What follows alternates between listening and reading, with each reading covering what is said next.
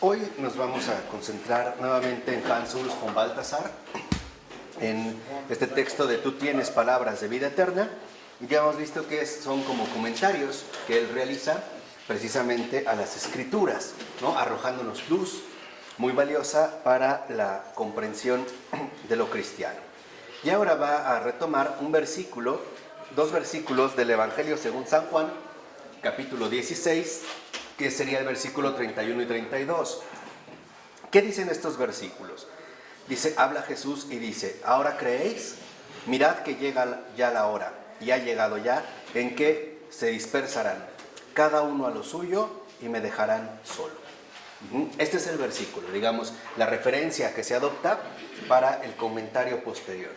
Es muy importante porque, en efecto, digamos que lo que va a estar de fondo es esta frase, cada uno a lo suyo. Este es, digamos, del Evangelio de San Juan, estas palabras que pronuncia Jesús y que Balthasar va a comentar, cada uno a lo suyo, ¿no? Entonces, lo primero que vemos es que a Pedro se le dijo algo muy peculiar, y es, no puedes seguirme ahora. No le dijo que no lo iba a hacer nunca, simplemente cuando les menciona lo que va a acontecer, Pedro es el que inmediatamente toma, digamos, el protagonismo y dice que lo va a seguir. Y Jesús le dice, tú no puedes seguirme ahora. Pero a todos también se les anuncia todavía con más claridad lo siguiente, se dispersará cada uno a lo suyo, ¿no? O sea, cada uno se irá a lo suyo. Entonces, aquí está el punto central, porque lo que vemos es que tan pronto como la comunión de todos con Jesús se rompe, todos quedan privados de comunión. Este es, digamos, como el encuadre general. Cuando se rompe la comunión con Jesús, nadie puede tener comunión en sí mismo. Todo, en efecto, se va a volver dispersión. O sea, podemos decir, como lo menciona Balthasar, que nadie puede distanciarse de Jesús con una comunión propia, sino que cada uno va a tomar su propia dirección. Es decir, si nosotros rompemos la comunión con Jesús, y en este caso la comunión con Jesús es la iglesia, entonces cada quien va a tomar su propia dirección. Nadie puede conservar, digamos, esta misma comunión por sí mismo, sino que algunos decidirán, por ejemplo, irse a alguna secta, otros buscarán alternativas espirituales o diversos caminos, pero lo fundamental es que cada quien va a seguir, digamos, su propia dirección, ¿no? Que queda descrita por esto de lo suyo propio. ¿Qué queda entonces cuando se rompe la comunión con Jesús? Queda la dispersión, es decir, lo propio, porque lo suyo, o sea, lo propio de cada uno de nosotros, es dispersión. Esto es lo que queda. Si nosotros ciertamente rompemos la comunión con Jesús, lo único que nos queda es lo que sí es propio de nosotros. Y lo que es propio de nosotros es la dispersión. Es decir, sale cada uno disparado, por decirlo así, a tratar de seguir su propia dirección. Y esto es lo que imposibilita que en efecto se pueda vivir una verdadera comunión. Porque solo en Jesús se logra alcanzar esta comunión plena. Es decir, esta auténtica comunión que nos logra entrelazar a todos y cada uno de nosotros. Lo que Jesús les está diciendo, y es lo que nos está diciendo en este momento, es algo muy concreto. Lo que nos dice es, si ustedes rompen la comunión conmigo, sea por los motivos que sean, entonces lo que van a hacer es dispersarse siguiendo lo suyo propio. Es decir, se van a extraviar. Porque esa es la dispersión. Es precisamente el extravío, o como lo dijera en su momento Pavel Florensky, sería pasar de la luz a las tinieblas.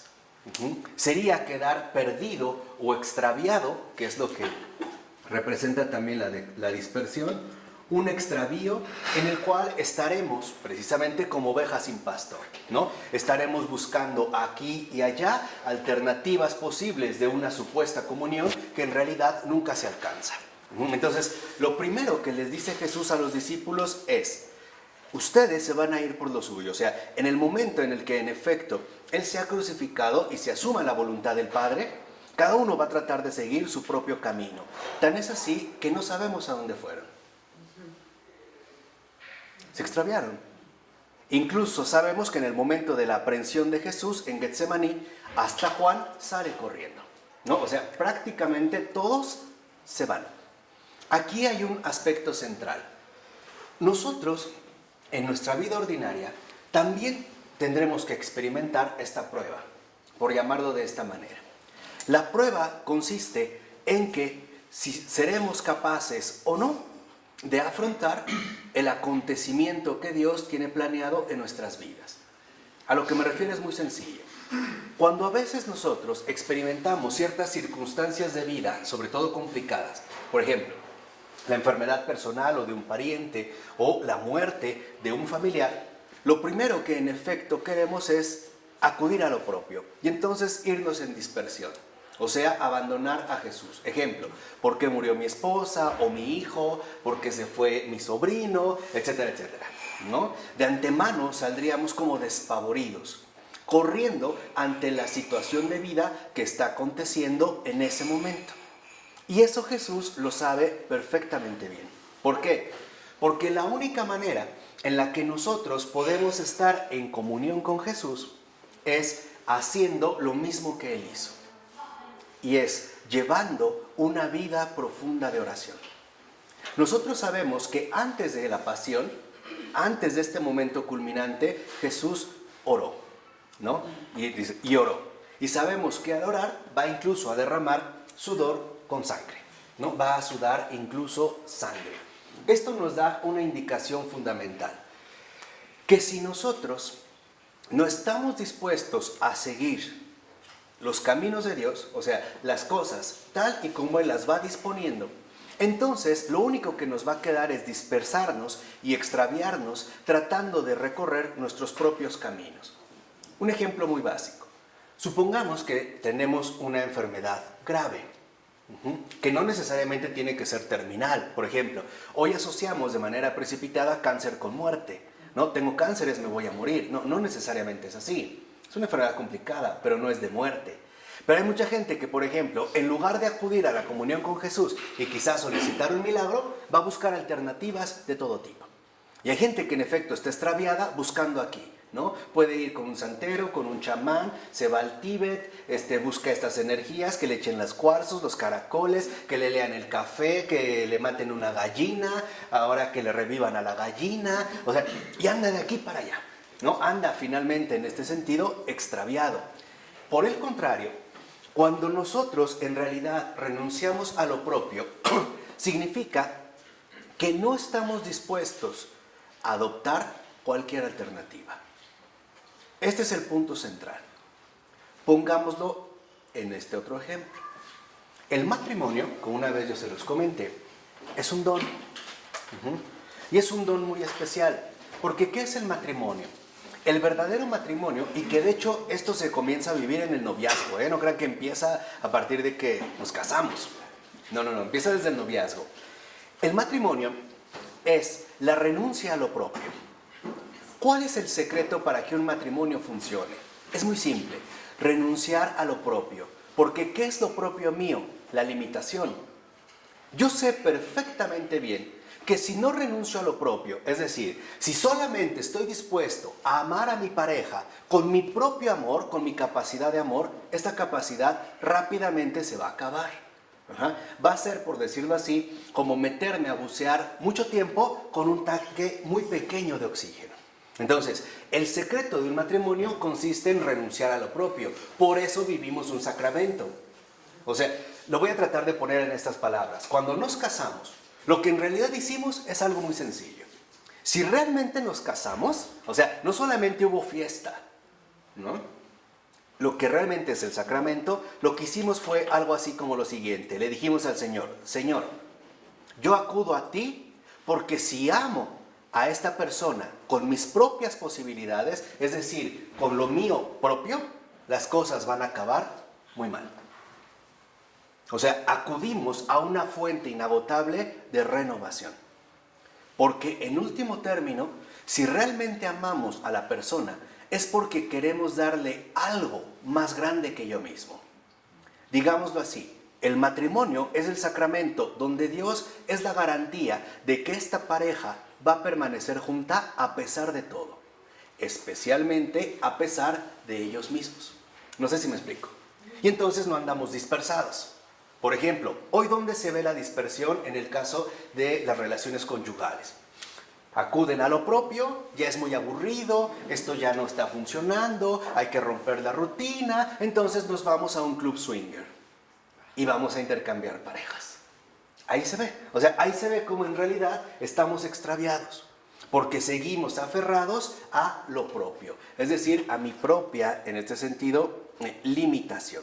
Entonces, aquí debemos de reconocer que en efecto, si nosotros decidimos quedarnos con lo propio, van a ocurrir fenómenos muy particulares como los siguientes.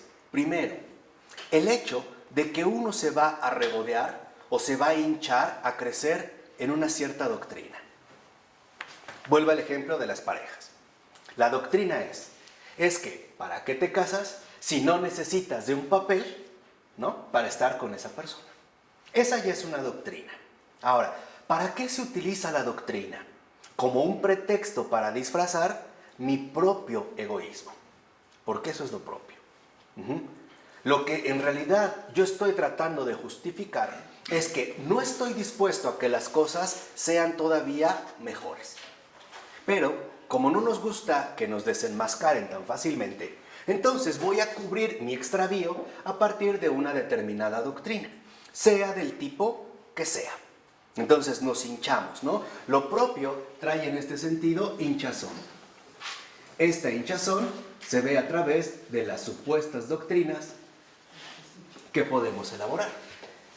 ¿Por qué? Para justificar precisamente nuestro propio ¿qué? Extravío, nuestro propio error. O una persona que es muy común que dice que no se confiesa porque el sacerdote es más pecador que él. Esa es una doctrina. Esto es seguir otra vez el extravío a lo que nos ha conducido lo propio. O sea, cada uno ¿qué? A lo suyo. Entonces, dentro de estas doctrinas, alguien te dice, es que yo no necesito a alguien para confesarme, Dios sabe mis pecados, es que yo hablo con Él directamente, es que, o hay personas que dicen, es que simple y sencillamente yo no soy malo, yo no tengo pecados, ¿no? Yo soy buena persona, no me meto con nadie, no hago daño y listo, no necesito de otra cosa. O sea, aquí vemos cómo está funcionando la doctrina como un pretexto para poder ocultar lo que está de fondo, es decir, en este caso, lo propio. Y añade Baltasar que en efecto también lo que se busca o el núcleo íntimo es la vanagloria. Porque el que se queda aferrado a lo propio, es decir, el que queda encerrado en sí mismo, se quiere vanagloriar primero de que él y solo él tiene la razón. Que todos están equivocados menos él. Que él es la norma absoluta de lo correcto. Es decir, él es, por decirlo así, la encarnación viva del deber ser. Él sabe cómo son las cosas, cómo deben ser las cosas, y todo aquello que no es compatible con esta postura, simple y sencillamente será rechazado, ¿no? O vamos a decirlo así, no será aceptado. Pero también hay mucha ignorancia a veces, porque no saben nada. Claro. Entra la ignorancia aquí. Claro, es que la ignorancia, digamos, es como una cuestión secundaria, porque puede ser que yo ignoro que hay otras alternativas, pero de fondo tampoco me interesa saberlas, porque no estaría dispuesto a aceptarla. O sea, lo que me interesa en este caso es que la vanagloria se disfrace a través de asumir una postura que en el caso mío, en efecto, me llevaría a mi autoglorificación. Y esto es lo más contrario del cristianismo. ¿Por qué? Porque el verdadero cristianismo consiste en la glorificación del Padre, no de uno mismo. Entonces, la vanagloria lo que hace es, por decirlo así, arrebatar a Dios su gloria. Esa es la vanagloria, ¿no? Por decirlo de esta manera, como que le buscamos arrebatar a Dios su gloria, Y entonces procuraremos hacer las cosas a nuestro propio modo. Es decir, siguiendo nuestro propio ¿qué? Parecer. Pero para que esto no sea tan descarado, lo vamos a tratar de disfrazar de una doctrina para justificar nuestro propio desvío, es decir, nuestra propia dispersión. Es decir, la propia ruptura de la comunión. Ahí entendemos por qué en el momento más, digamos, culminante de este paso de Jesús en su vida terrenal, en la oración del huerto de Getsemaní, Jesús nos da la luz fundamental para superar esta situación. Y es la frase tan clara que él menciona de: Padre, que se haga tu voluntad, no la mía. O sea, que realmente Jesús, ¿no?, nos enseña que la manera de no extraviarnos es renunciar a lo propio. No querer hacer las cosas según nuestros propios ilimitados criterios, sino contar, por decirlo así, con un verdadero acompañamiento. Este acompañamiento también se le llama magisterio. Y este magisterio no es más que la presencia, digámoslo así, encaminadora de la iglesia. Esa es la razón, o sea, no crean que es una mera arbitrariedad. Uno puede acudir a la iglesia precisamente para no caer en lo propio. Es decir, en este caso, para reconocer que si seguimos nuestros propios criterios, vamos a terminar finalmente extraviados. Entonces, aquí es donde Baltasar pone el énfasis en el siguiente punto. Dice: quedarse en lo propio, en último término, es mentir. ¿Por qué? Porque lo propio, es decir, lo mío, siendo sinceros, no es nada. Es querer usurpar aquello que solo le corresponde ¿a quién? A Dios. Por eso dice Baltasar: el que se afirma en lo propio miente. Y eso es lo anticristiano por excelencia, es decir, lo diabólico. Nosotros ya sabemos que, digámoslo así, la blasfemia de Lucifer es muy concreta. Es decir, no él, sino yo. ¿Se acuerdan del 3 no es 3? De Florensky, ¿no? O sea, él no, yo sí, por decirlo así. Lucifer lo que hace, y toda su pandilla, es dirigirse hacia Dios y decir: Dios no es Dios, yo sí soy Dios. Y esa es la mentira. Entonces, lo que vemos es que lo propio también descansa justamente en una mentira. Y la mentira es precisamente lo anticristiano por excelencia. Cuando el diablo quiere presentarse como lo que no es, quien lo vence de inmediato es San Miguel Arcángel. Y de ahí viene su nombre. Porque lo que hace San Miguel no es aventarse un buen round con él. No es ese tipo de luchas. Es simplemente la victoria invencible de la verdad. Lo único que hace San Miguel es reordenar las cosas y exclamar: ¿quién como Dios? Ya, el otro está vencido. Porque ante esta verdad evidente no hay manera de escapar. ¿Sí me explicó? O sea, no es como una lucha entre ejércitos, pues, cuerpo a cuerpo. Es más bien la victoria contundente de la verdad. Aquí es cuando encontramos también el secreto fundamental para vencer lo propio. Y la única manera para vencer lo propio es acudiendo a la verdad desnuda de nuestra realidad, planteándonos una pregunta muy sencilla: ¿realmente qué soy? ¿Qué puedo? En las situaciones cruciales de la vida. Por ejemplo, si mi hijo está a punto de morir porque fue atropellado, yo por más que quiera, no puedo darle la vida. Ni siquiera puedo dar la mía por la de él, Es reconocer, en pocas palabras, nuestra real impotencia. Este es el punto crucial. Reconocer con sinceridad que en gran medida somos bastante impotentes, bastante insignificantes, muy poca cosa. Diría Adrián von Speyer, casi nada. Es decir, la única manera para vencer lo propio en cada uno de nosotros es a través de la humildad. Como San Miguel Arcángel. San Miguel Arcángel no le dice, yo te voy a madrear. No. San Miguel Arcángel dice, ¿quién como Dios? O sea, volver de nuevo a la qué? Al camino. O sea, no desviarse, renunciar precisamente a lo propio. Aquí entendemos cómo de fondo la mentira siempre reposa en la soberbia. Siempre una mentira descansa en la soberbia.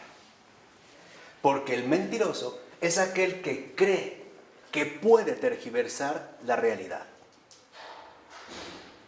Y este es un gesto de soberbia, porque el soberbio es aquel que no acepta la verdad de las cosas. Ese es el soberbio. Por ejemplo, hay mucha gente que dice, ¿dónde está Dios si tanta gente muere de hambre? Esa es soberbia. ¿Por qué? Porque el planteamiento no es ¿dónde está Dios cuando tanta gente está muriendo de hambre? Es ¿dónde estoy yo para poder arreglar esta situación? ¿Dónde está mi papel? ¿Dónde está precisamente mi intervención? Porque la soberbia es la negación de Dios. Eso es lo que hace la soberbia. O sea, lo que la soberbia busca hacer es negar a Dios. Precisamente negar su ¿qué? Su proceder. Por eso, lo que Jesús les dijo al principio a los discípulos es, ¿ahora creéis? ¿Ahora creéis que no es tan fácil lo que yo les vengo a mostrar? ¿Ahora creéis que no es tan fácil seguirme como ustedes pueden llegar a pensar? No, Pedro en ese sentido es el exponente de la iglesia. ¿Cómo nos ponemos cuando las cosas nos van bien? Jesús, yo voy contigo a todos lados. Pero si de repente empezamos a ver los tropiezos, las dificultades, ¿qué es lo primero que pensamos hacer? Correr. Salir finalmente, ¿qué? Corriendo. O sea, romper la comunión para ir de nuevo hacia la ¿qué? Hacia la, en este caso, hacia la dispersión. Entonces, lo que vemos es que, por ejemplo,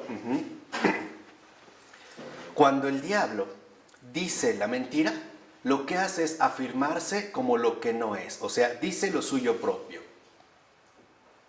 Y cuando alguien quiere decir lo propio, miente. Otro ejemplo. Una persona le dice a otra, todo me lo debes a mí. Todo lo que tienes es gracias ¿qué? A mí. Sin mí estarías perdido. Yo he hecho de ti lo que eres.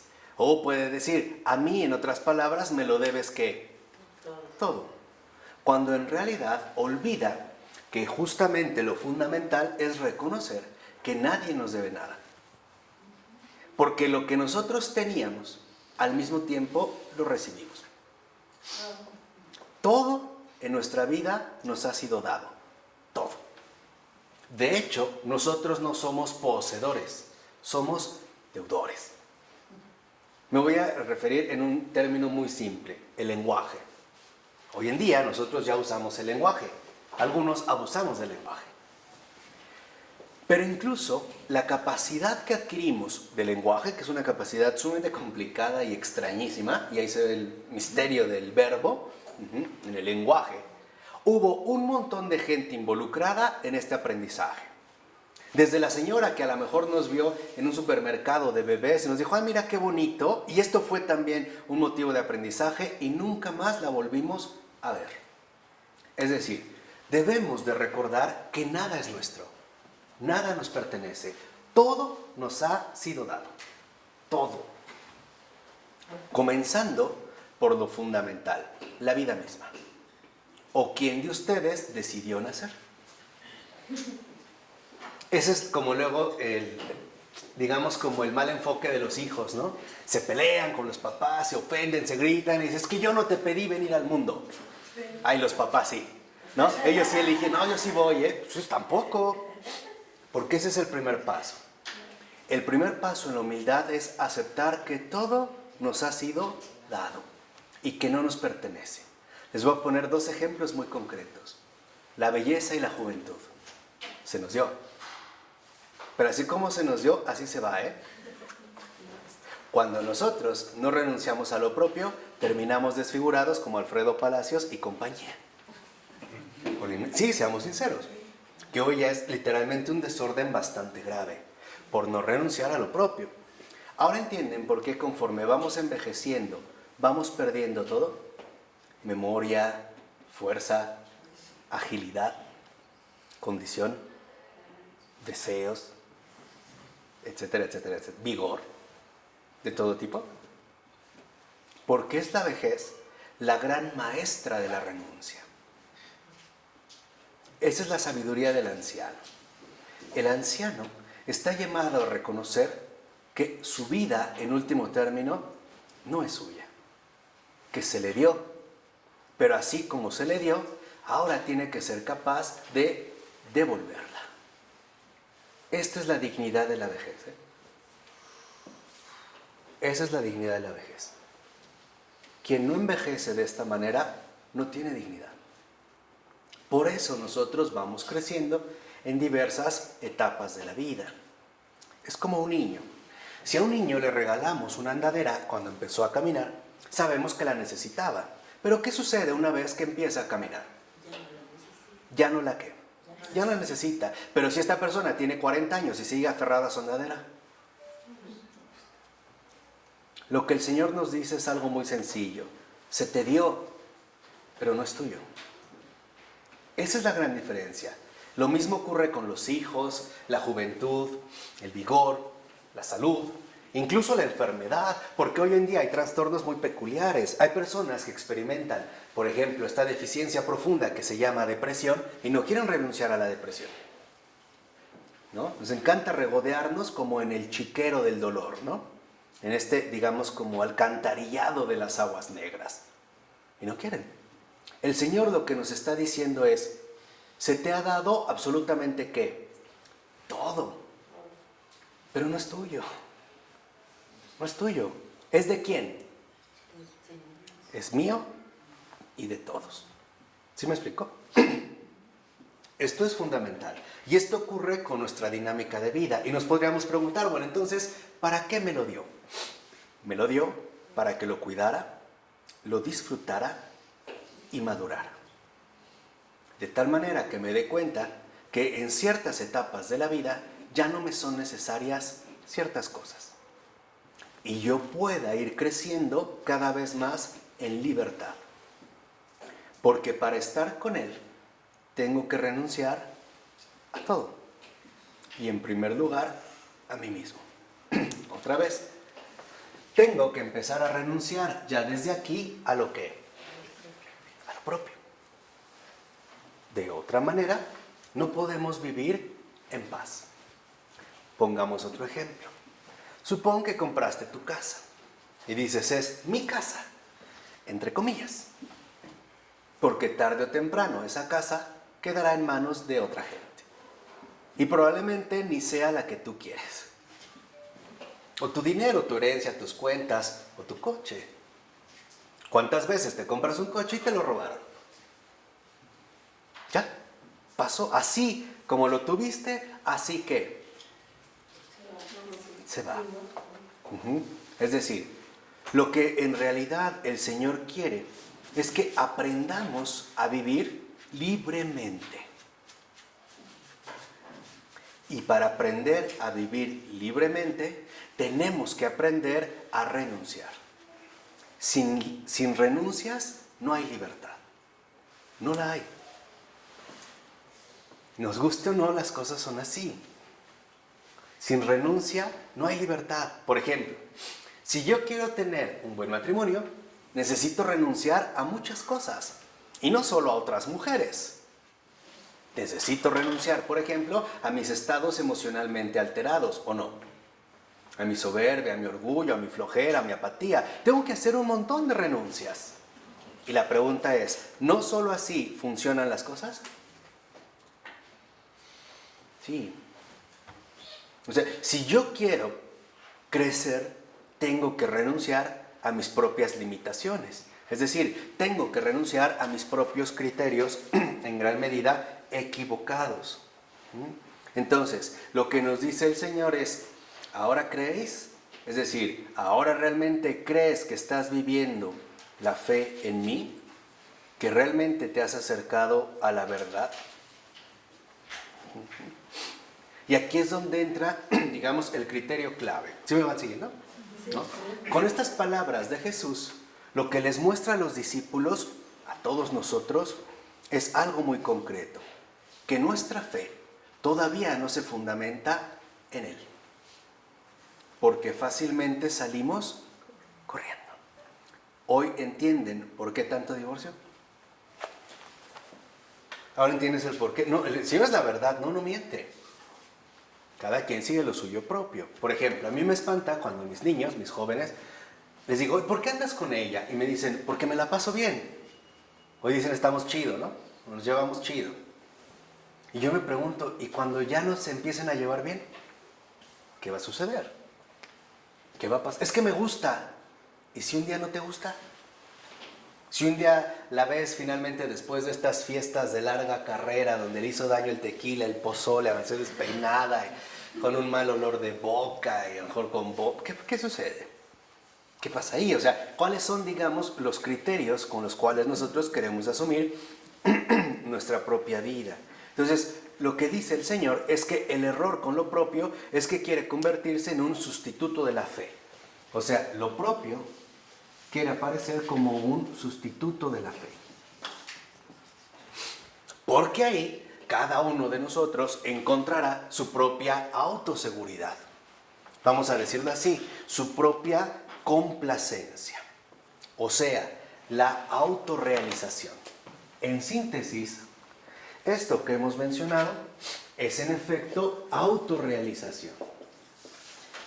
Y ahorita vamos a ver cómo esto nos da luz para entender muchas cosas importantes. Si algo nos encanta es sentirnos autorrealizados, ¿no? Sentir que en efecto estoy consiguiendo o alcanzando aquello que me he propuesto. Cuando la verdadera autorrealización cristiana es la gloria del Padre a costa de mí. O sea, la verdadera vida cristiana es una permanente renuncia a uno mismo. Y Jesús es claro. Jesús le dice a sus discípulos, ¿no? Ve, vende todo lo que tienes, ¿no? Muere a ti mismo y después ven y ¿qué? Y sígueme. ¿Por qué? Porque el Señor lo que nos propone es una cosa extraordinaria. Vivir como Él. Totalmente libre. En paz y alegre. La causa fundamental de nuestras desdichas proviene de lo propio. Cuando a veces nos decepcionamos de otra persona, no es la otra persona objetivamente la que nos decepcionó. Fueron nuestros propios criterios o idealizaciones falsas que establecimos a él, para entonces sentirnos satisfechos. Es decir, sentirnos plenamente autorrealizados, ¿no? Sentirnos cómodos, sentirnos a gusto. Y lo que vemos es, como dice el Señor, que como entonces, si nos dispersamos y lo que buscamos es nuestra propia autorrealización, entonces, como cada persona es incomparable a las demás, habrá tantas sectas, o sea, pedazos, como personas en su particularidad. Si nos queremos autorrealizar, entonces cada uno intentará seguir su propio ¿qué? Camino. Pongamos el ejemplo más sencillo, el protestantismo. Ahí se ve el espíritu que lo anima. Primero, se rompe con la comunión, buscando lo propio, por ejemplo en este caso de Lutero, y empezando, ¿no?, a oponer aspectos que eran centrales en la comunión. Entonces, por decirlo así, Lutero busca seguir su propio ¿qué? Camino. Muchos siguen a Lutero, pero dentro de Lutero hay otros que dicen, pero no, yo creo que entonces ahora deberíamos de hacer ¿qué? Esto. Y viene Calvino, hasta los nuevos fundadores de sectas de estos tiempos. De tal manera que lo que vemos que anima el protestantismo es el espíritu de dispersión. Es decir, seguir cada uno lo propio. Y el ejemplo más claro lo tenemos en el hecho de que se nos dice en el caso de el protestantismo, que cada uno leerá, por ejemplo, la escritura, la sola escritura, y el Señor le va a inspirar. Cuidado. El protestantismo tiene un fuerte aliento de soberbia. Y se los voy a demostrar ahorita. Para el protestante, todo el que va al caso, digamos, de la dispersión, a la autorrealización, es curioso que todos aquellos que deciden hacerse cristianos o irse por una secta, de inmediato cuando entran a sus comunidades, grupos, asociaciones, etcétera, etcétera, etcétera, a todos de repente les salieron un montón de dones. Tú tienes don de profecía, tú tienes don de lenguas, tú tienes visiones, tú hablas con no sé qué tanto, tú tienes espíritu de discernimiento, yo hablo en lenguas, tú interpretas las lenguas, tú eres un líder. Tú estás llamado a dirigir toda una comunidad, tú eres un líder. Ese es el aliento pestilente de este rastro de dispersión que como que aromatiza la secuela del protestantismo. Y todos se sienten halagados con estos supuestos dones que ahora se les atribuyen. Ya tienen intimidad con el Espíritu Santo, para todos los inspira. No, Dios me dijo, Dios me dio un mensaje para ti, Él quiere esto, hablo con no sé qué, me responde, me contesta. O sea, en pocas palabras, el error consiste en que no están basados en Jesús. Están basados más bien en la propia ¿qué? Ahora entienden por qué en el protestantismo está lleno de pastores y pastoras, pastorcitos y pastorcitas, de todo tipo. Todos deben ser cabeza, todos a manejar de una manera peculiar, donde lo que en realidad están haciendo es sentirse a gustos o realizados consigo mismos. Es decir, en pocas palabras, siguiendo la dispersión o el extravío de la ¿qué? Autorrealización. Por eso siempre quieren juntar comunidades, hacer pastoreo para empezar a ver de manera clara y palpable los éxitos obtenidos. ¿Qué pasa con el verdadero discípulo de Jesús? El verdadero discípulo de Jesús en este sentido jamás se autorrealiza. De hecho, para el verdadero seguidor de Jesús, lo importante es que su propia realización no se dé. O sea, que su voluntad individual no se cumpla. Este es el desafío.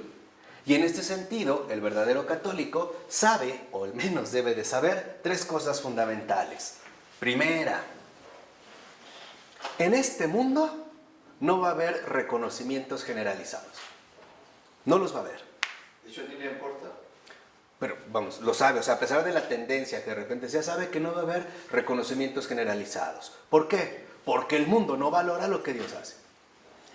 Por eso, o sea, nunca va a haber fama, pues. A eso es a lo que me refiero. Y cuando la fama, según el mundo, empiece a aparecer, también empezarán las críticas y, digamos, los desprestigios. Ejemplo claro, Teresa de Calcuta. Cuando empezó a ganar, ¿no?, fama en el mundo, muchos otra vez le empezaron a criticar diciendo que era una gran empresaria que movía millones y millones y millones de dólares. Ahí está, o sea, digamos como el desprestigio. Segunda, el católico debe de saber perfectamente bien que el Señor ante todo lo invita a actuar en lo secreto. Es decir, las verdaderas victorias del católico no son visibles para los hombres, solo serán visibles para Dios. Ejemplo, voy por la calle y veo una mujer o un hombre sumamente atractivo que me hace como descuidar la fidelidad en mi corazón. Y yo lo que hago es voltear la mirada, por más que sienta como un imán. Entonces como, nadie lo vio, pero Dios sí. Y yo con Él. No nos estamos engañando. No necesito hacerlo a escondidas, porque trato de mantener esta rectitud. ¿Qué quiere decir? Que lo contrario que ocurre aquí, el católico sabe que en lugar de autorrealización, irá experimentando poco a poco una desaparición. ¿No es también lo que mencionó San Pablo cuando dice, vivo, pero no soy yo? Es Cristo quien vive, ¿qué? En mí. Es justamente el sentido, ¿qué? Contrario. Y en tercer lugar, el católico debe de saber perfectamente bien que su único propósito es la glorificación del Padre. Lo que buscamos es que se le dé gloria al Padre. Y que en gran medida, para dar gloria al Padre, tenemos que morir a uno mismo. Ejemplo, ¿cuántas veces no tengo ganas de ofender a otra persona por ciertas circunstancias de la vida, la que quieran? Pero contener este insulto y en lugar de insultarlo, ayudar a esta persona, es decir, a que no se pierda de vista su dignidad, involucra hacer un esfuerzo de autoanulación o no. Sí. O sea, la autorrealización va de la mano con la autoafirmación. En cambio, lo que Jesús le está diciendo a los discípulos y a los apóstoles es que la autoafirmación no es más que un extravío, es irse por un camino finalmente ¿qué? Equivocado. Porque el verdadero camino de Cristo es el camino de la anulación. La anulación continua de uno mismo.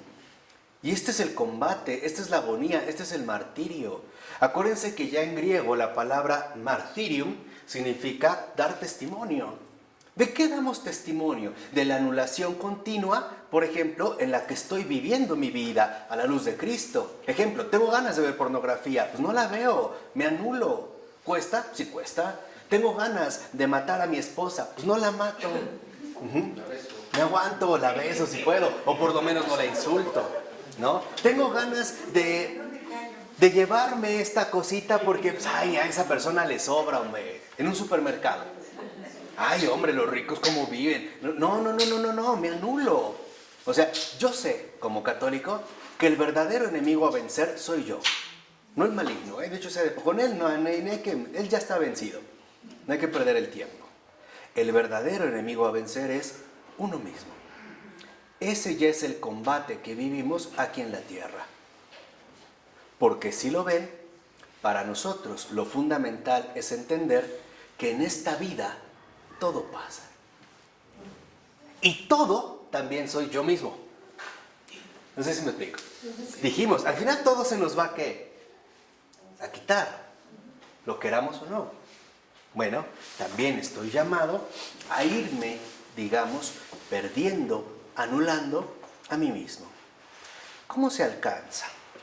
A través de los pequeños gestos en la vida diaria. A través de ahí. No se necesitan las grandes obras, porque el Señor nos lo dijo. Si no somos fieles en lo pequeño, nunca seremos fieles en lo grande. ¿Y qué es lo pequeño? Lo que nadie ve, solo yo. ¿Qué tipo de pensamientos se generan en mí constantemente? ¿Cuáles son, digamos, los movimientos interiores emocionales que se van desprendiendo? Es la ira, la lujuria, la concupiscencia, etc. O sea, ¿cuáles son estos movimientos que trato no de reprimir, sino de anular? Porque el católico no es un reprimido. El católico es más bien aquel que reconoce lo que está presente en él y lo estampa, por decirlo así, contra la cruz de Cristo. Lo lleva hacia él, hacia allá dirige sus pensamientos. Señor, tengo ganas de serle infiel a mi esposo. Aquí está este deseo, este pensamiento. Tómalo, es tuyo. No me lo quedo, no lo voy a reprimir. No, simplemente lo voy a entregar. Lo voy en este sentido a ofrecer. Entonces, lo que vemos es que, en efecto, el verdadero discípulo de Jesús experimenta la renuncia radical al yo. Eso es lo opuesto a lo propio. El cristiano es el que experimentará en su vida la renuncia radical al yo. Y esta es la manera en la cual se podrá convencer o mantener, sobre todo, en una auténtica postura de humildad. Puede ser que hay cosas que no entiendo, pero no por ello renuncio. O no por ello, digamos, de manera simple, las descarto. Porque en último término, y esto es lo central, Jesús nos pide a todos y cada uno de nosotros que aprendamos a amar como Él lo hizo en el primer instante de su vida. Sin obras ni méritos. Eso es lo central. Jesús recién nacido, ¿qué obras ha hecho? Nada. Humanamente hablando. Nada. ¿Qué méritos tiene? Nada. y no obstante ya ama. Esta es, digamos, como la lección madura para los apóstoles del Señor. Que estamos llamados a amar como Él lo hizo en el primer instante de su vida, sin obras ni méritos. Porque cuando en la vida del cristiano no hay ni obras ni méritos, lo propio no tiene de dónde agarrarse. ¿Sí me explicó? Y esa es la desnudez de la fe. En la fe, lo único que realmente cuenta no es la cantidad, sino la verdad. Aquí vemos cómo lo opuesto a lo propio es la fe. Y la fe a la luz de la verdad. Hay mucha gente que considera, por ejemplo, que es buena porque ha hecho muchas cosas. Pero en realidad, en gran medida, lo hace para intentar acallar su conciencia. Es un poco como estos maridos que no llegaron a la casa o que llegaron bastante ebrios y al otro día lo primero que hacen es, llevarle unas flores o llevarse a comer a su esposa a un centro comercial o a una tienda autodepartamental para comprarle una estufa, una tostadora, un hornito de microondas o pagarle el spa y todo normal. Y en la tarde está tan crudo y desvelado que quiere dormirse pronto. No es como para pasar por alto, no. Lo importante es que la fe a la que nos está invitando Jesús consiste en amar por amar. Vuelvo a repetir, sin obras ni méritos. A esto se le llama mantenerse en el amor. Donde vemos que para amar no necesitamos ni obras ni tener ¿qué? Méritos. Simplemente como el niño Jesús, que no ha hecho nada, no ha ganado ningún mérito, no ha hecho ningún milagro, nada, y no obstante ya ama. Esto es lo que el Señor nos viene a proponer. Lo que nos viene a proponer es que amemos, sin buscar que a través de este amor se hagan grandes cosas, como muchas veces las queremos realizar. ¿No es cierto? Por ejemplo, un converso puede encontrarse con Jesús y pareciera que de repente quiere renovar toda la iglesia y salvar a los niños de África y cambiar la faz de la tierra. Esto es del Espíritu Santo, no de un ser humano. Es decir, a lo que se nos invita es a romper con cualquier cálculo interesado de parte nuestra. Esta es la calidad de la fe, ¿eh? La fe es saber que simplemente se permanece en el amor, porque una verdadera fe significa renunciar a lo propio. Es la renuncia radical del yo. Y ese es el amor. Si tú dices amar a otra persona, es porque realmente le das lo que merece. Y lo que esa otra persona merece, tú no se lo puedes dar. Solo se lo puede dar Dios. Si tú en el amor, amando, no llevas a una persona a Dios, la estás engañando. La estás defraudando. Porque tú no le vas a dar lo que realmente su corazón anhela. Y aquí es cuando empezamos a sentir el rigor de saber el lugar que ocupamos. Ni siquiera es el segundo, como ya lo aprendimos, es el tercero. Primero Él, o sea Dios. Después tú, el prójimo. Al último, yo. Y eso es lo que no nos gusta. Reconocer que en efecto estamos al último. Y el Señor nos dijo, ¿no? El que quiera ser el primero, que sea el último. Y el que quiera ser el más grande de todos, que sea el servidor de todos. Por eso, en realidad, cuando nosotros le decimos a una persona, te amo, debemos de pensar muy bien lo que estamos diciendo, Porque si yo le estoy diciendo a una persona te amo, lo que le estoy diciendo es, me voy no a vivir, a desvivir,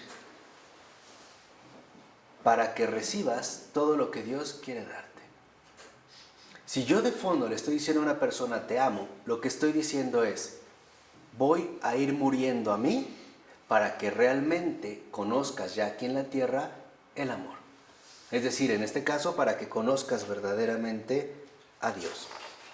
Y entender que en efecto, cuando uno recibe este don de gracia, entonces encuentro que el sentido y la esencia de mi vida consiste en existir para los demás. Mi vida se va a convertir en una completa entrega. Hoy entienden por qué también entonces funcionan mucho tipo de voluntariados, del tipo que sea.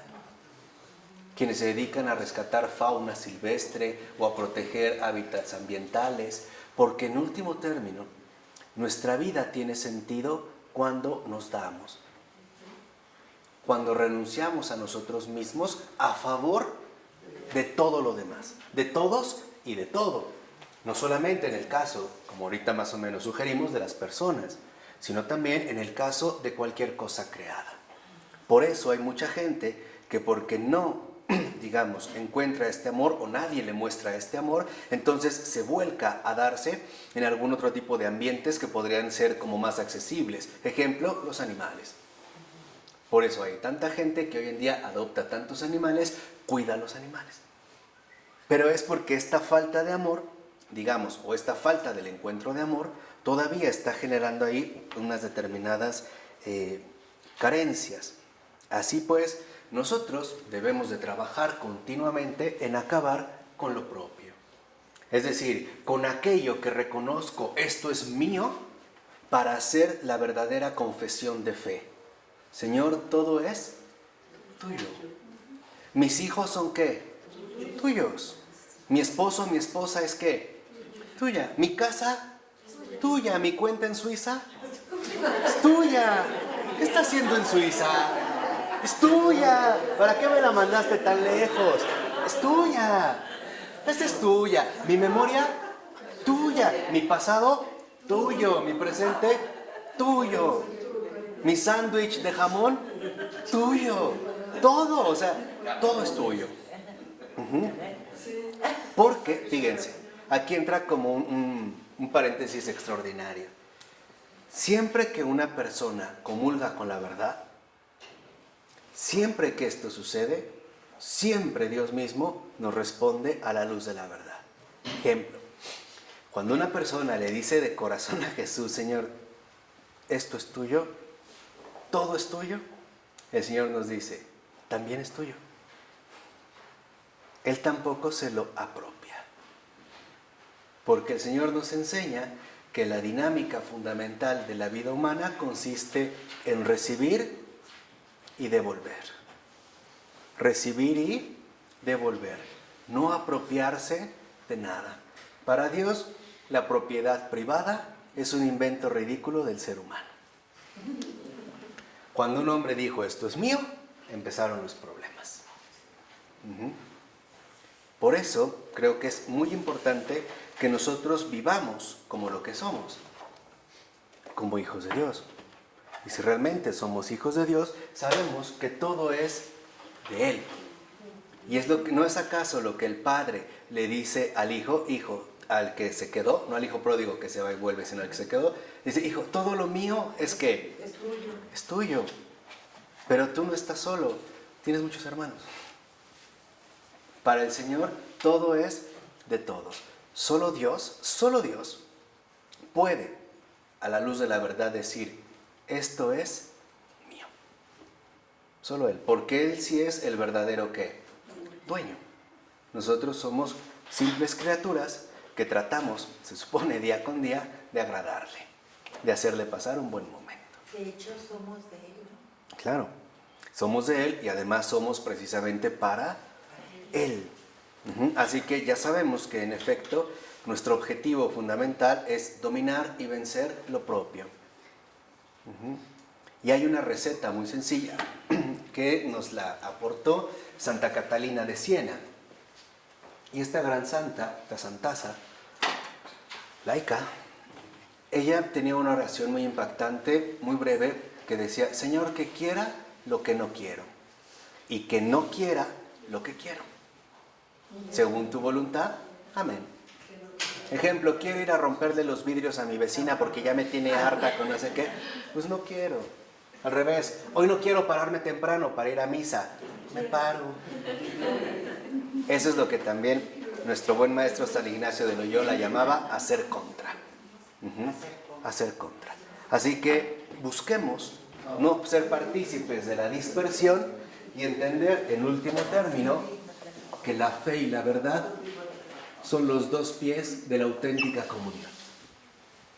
Porque la fe y la verdad, que son, vuelvo a repetir, los dos pies de la comunión, es justamente lo único que pone en marcha este milagro maravilloso que se llama caridad. Y la caridad es precisamente anular al yo, a este yo pequeño tan tergiversado que nos muestra en verdad cosas infinitamente más grandes. Como dijo San Pablo, que ni ojo vio, ni oído oyó.